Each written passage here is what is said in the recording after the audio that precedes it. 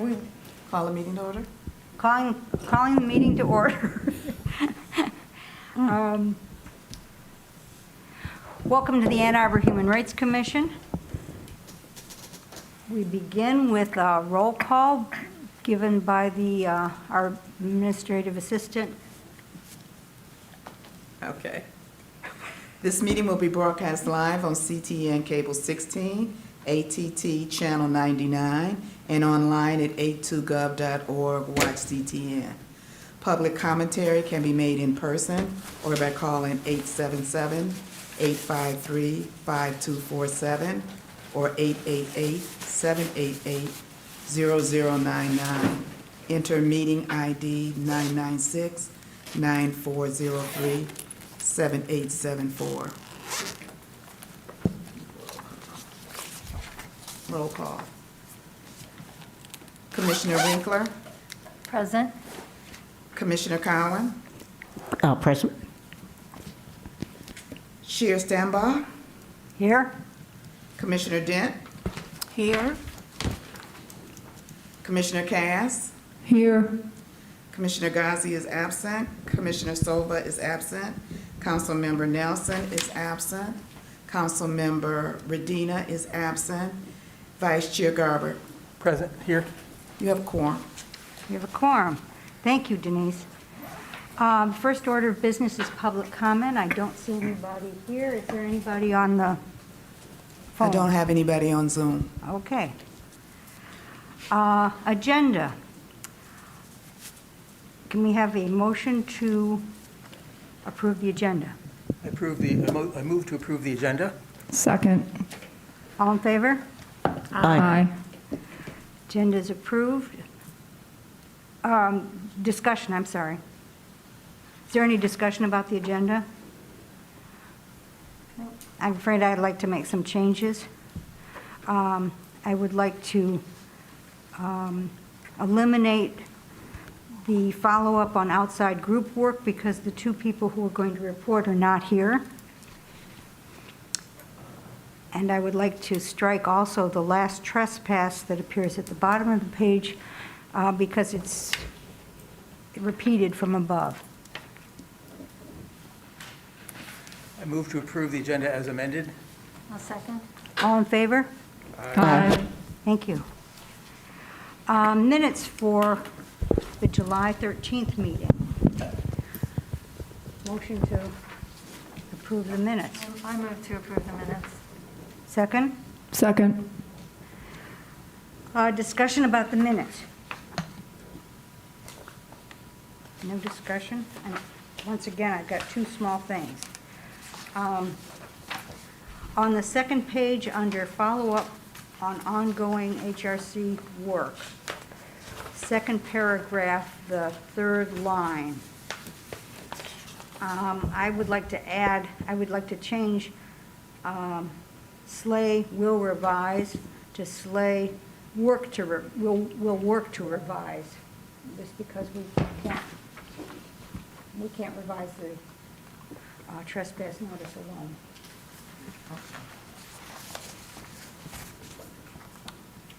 alone. One more change, and that is on page 3, under proposed ordinance to prohibit discrimination against the use of local government. Leslie? Yep. Could you get closer? Thank you. Thank you. Thanks for telling me. Under the proposed ordinance to prohibit discrimination against the use of local government-issued credentials, fourth line, at the end, faced by, I would like to change to face by many, including, many, comma, including, so that it reads, not being able to prove one's identity is a hardship faced by many, including an estimated 15 to 25% of some of the state's marginalized communities.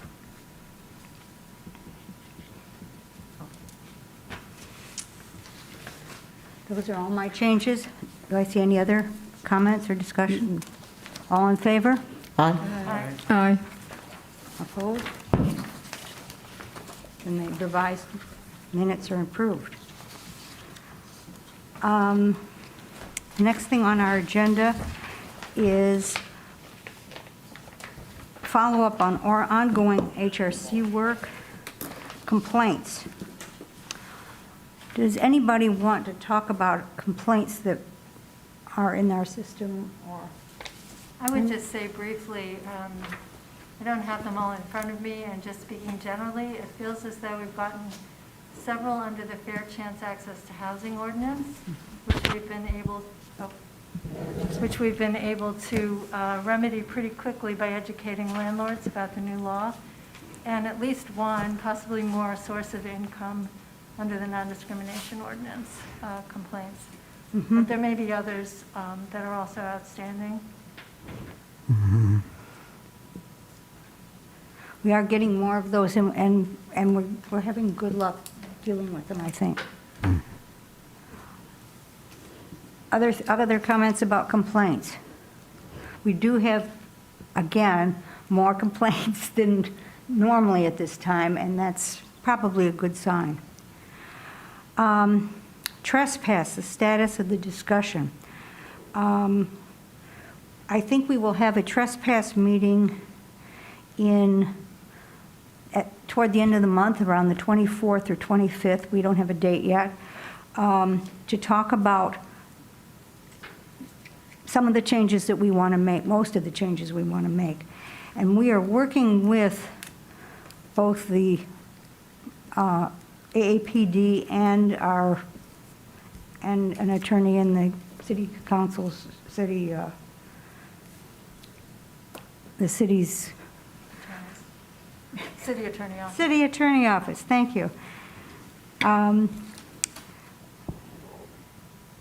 We're working on, do you want to say it? Well, Linda, do I you can want? just very briefly. Okay.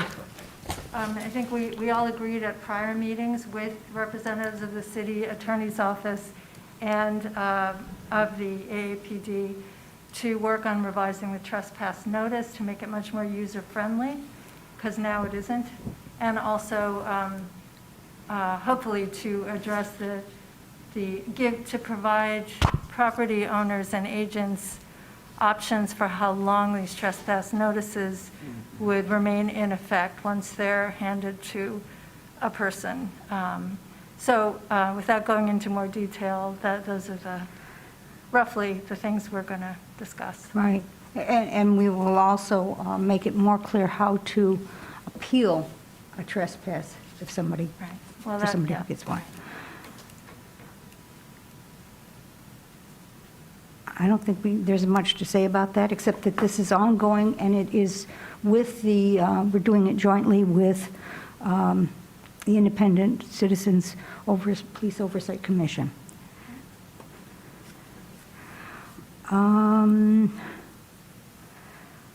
Outreach updates. The first topic under outreach has to do with how we're going to plan outreach presentations. We've got some indication that both the people from the university, maybe people from Ann Arbor Public Schools, and maybe others are starting to want presentations about know your rights. What are their rights under the Ann Arbor non-discrimination ordinance? Diana, you talked about drafting a brochure. How's that going? So I finished it. I will email it out. I could not get a copy of the seal for the city of Ann Arbor, so there isn't one on there. So it kind of looks blank. But so basically, I've drafted it, and I'll send it out to you guys and gals, and just do whatever, like beat it up, Great. take a look at it. Sorry, it's hard to look. I feel like I need to look at you when I talk to you. No. I tried to make the language in the brochure easy to read and simple. I took a lot of the information from the current brochure, but I changed it slightly. I also made it one page so that it could be just used as a flyer, and, stuck on bulletin boards or whatever around town. And you won't hurt my feelings if it's, you won't hurt my feelings. I do wonder, however, when reading through the actual ordinance and reading through how it's written about what we do, I wonder if it would be beneficial for us to add some more of the things that we cover, because we advertise that we take complaints, which is true, but it's only a fraction of the work that we do. And so it might be beneficial to give a little bit more information about what we do. The flip side of that coin is the way the ordinance is written, it's very vague. And my law brain says it's so vague that it doesn't have enough oomph, basically, to allow the Human Rights Commission to do anything other than mediate, really, because we don't have a whole lot of authority when it comes to resolution of said complaints. And so I wonder if there should be some discussion about what not our process in terms of fact-finding necessarily or investigation, but what happens when there is some sort of discrimination, and what do we do, and what authority do we have?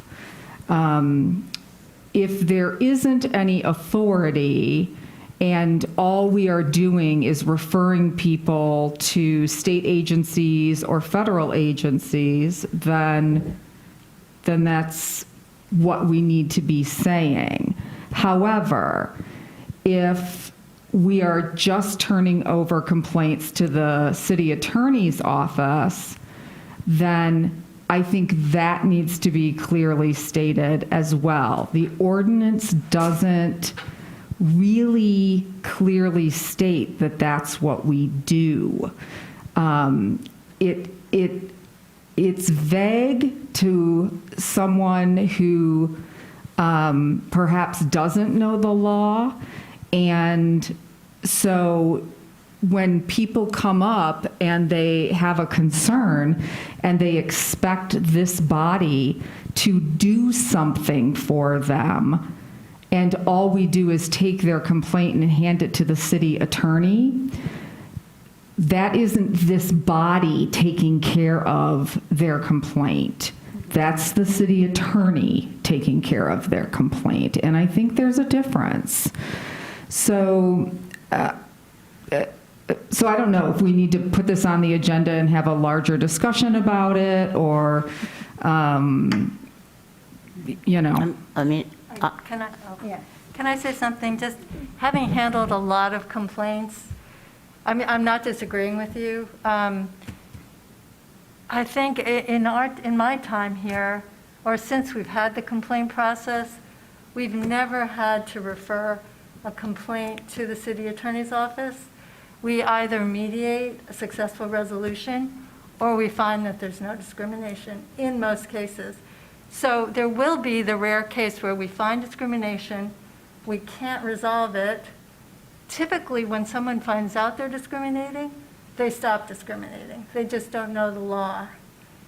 If we need to take it further, there is either a private right of action for the individual, or we refer it to the city attorney. But in practical terms, we haven't had to do it even once since we've begun the complaint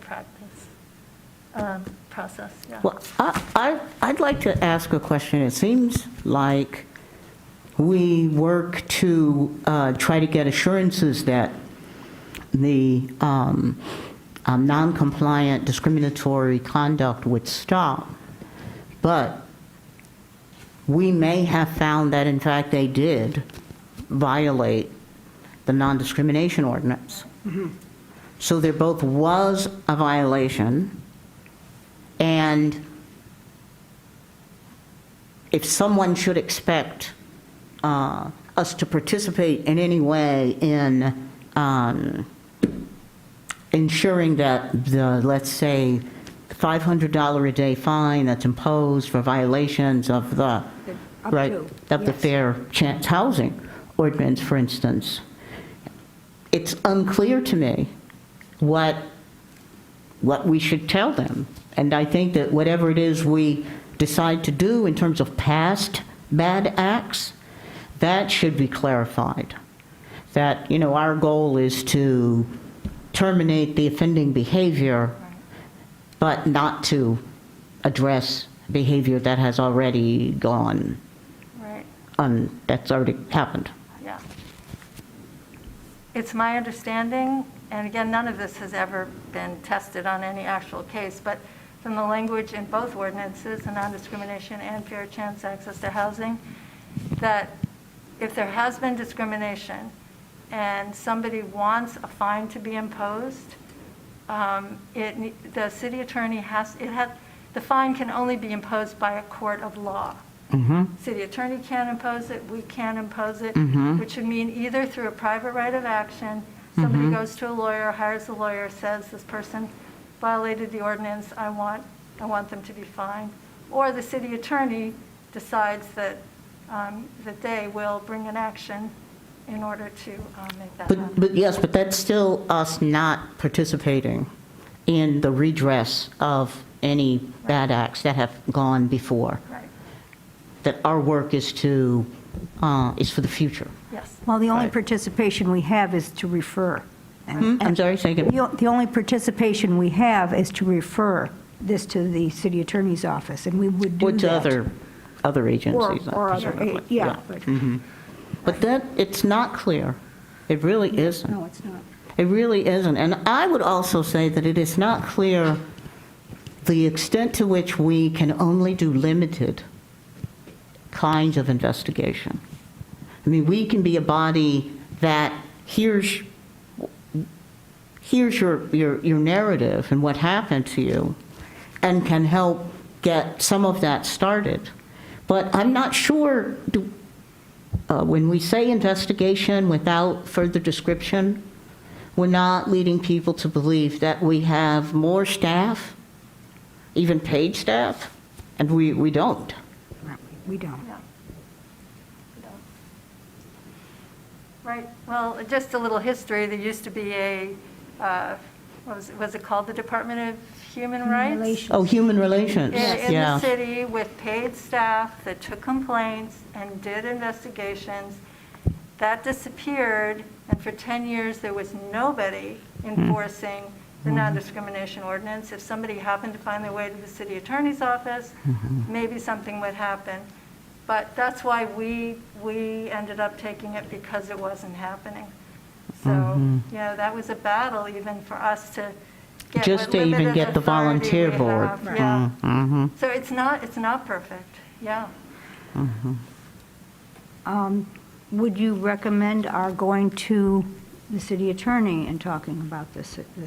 Oh, I would like to very much get their opinion on how they see us and how do they see our working relationship and our collaboration. I think that's important. Yeah.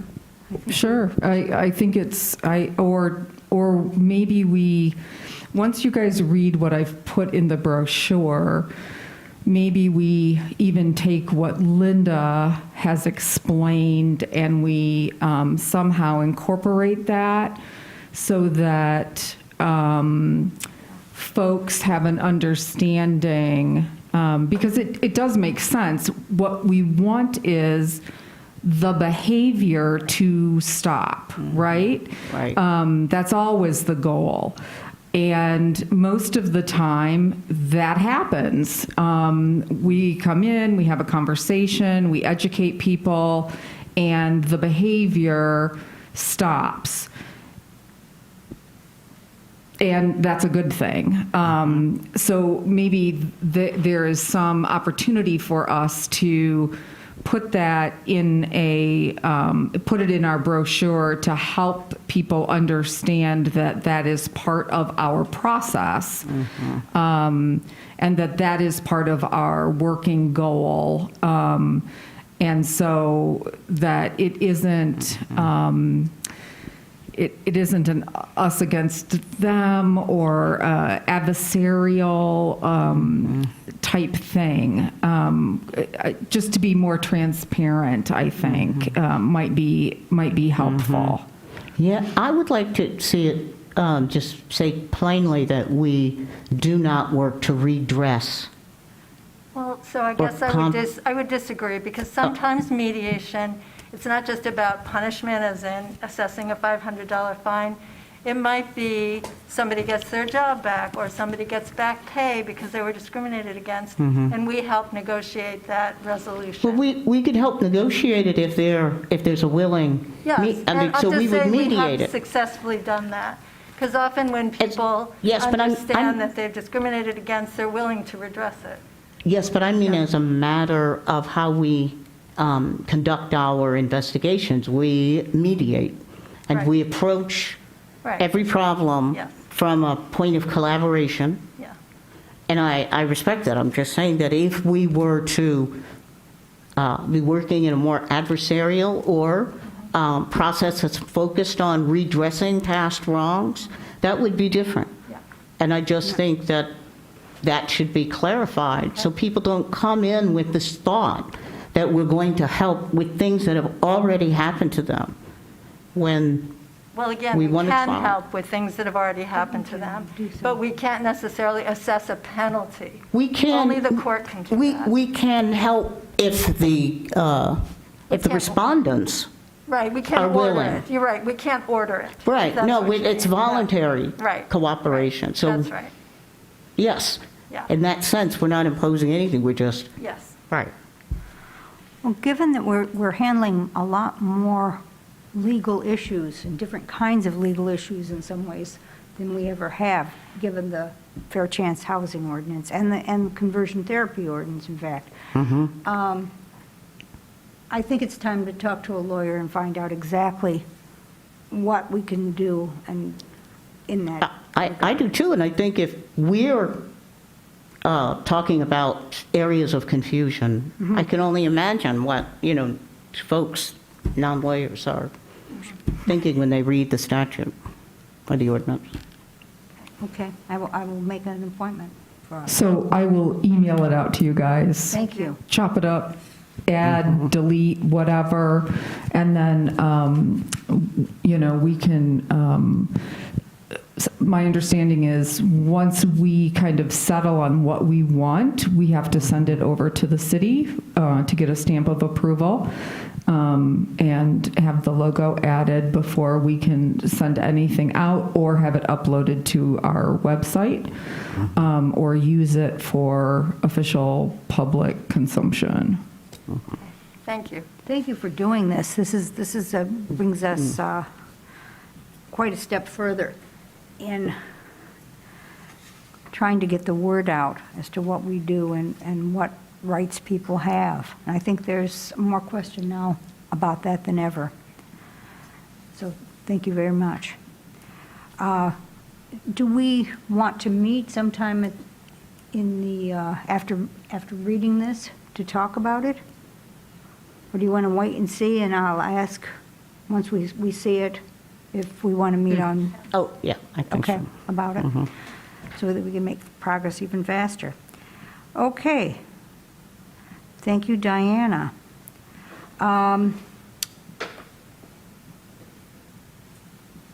Another outreach activity that we reported on last week and, last month and has changed, is the Asian African American Solidarity Celebrating Unity Picnic. We said that it was August 27th, and that's what it was at that time, but it is now September 10th. There is a lovely brochure or a flyer about it, and if you email us or call us, Denise Jeunesse will send you a copy of this brochure. If you want to volunteer, let us know. You can let Denise know. And if you want to contribute, you can do that as well. The information is on the brochure, and it's a good way to get us all together, celebrating unity.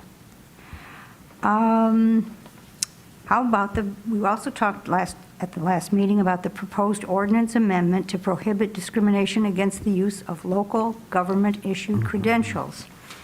And we were all excited about it, and Keita, do you have an update? I do. I, at this point, think that I would like to focus the ordinance on the model very similar to form of rent payment.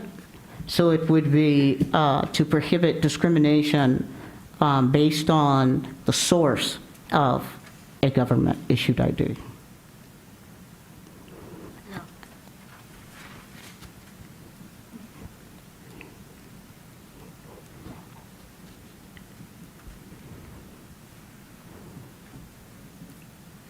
And in that way, I think it expresses more generally that the class of government-issued IDs are together.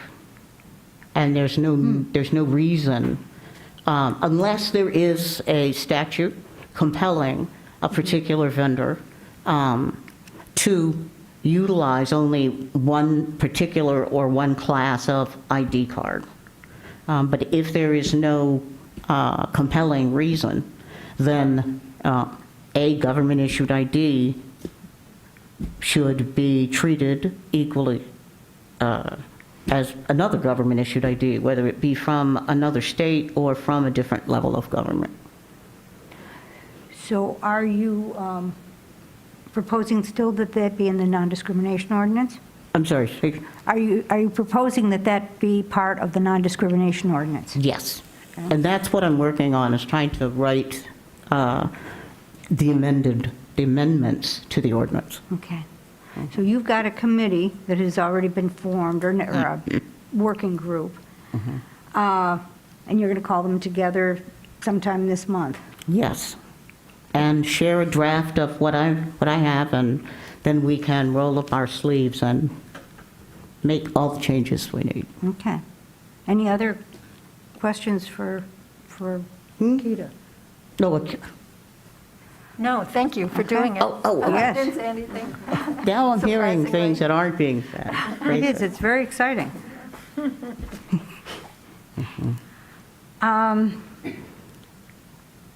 That is all that is on my agenda. All right. I assume, is there any new business? No, nothing, then, in fact, I think we are about ready to adjourn. Can we have a motion? I'll move to adjourn. Second. All in favor? Aye. Thank you, everybody. Thank you. Thank you for coming.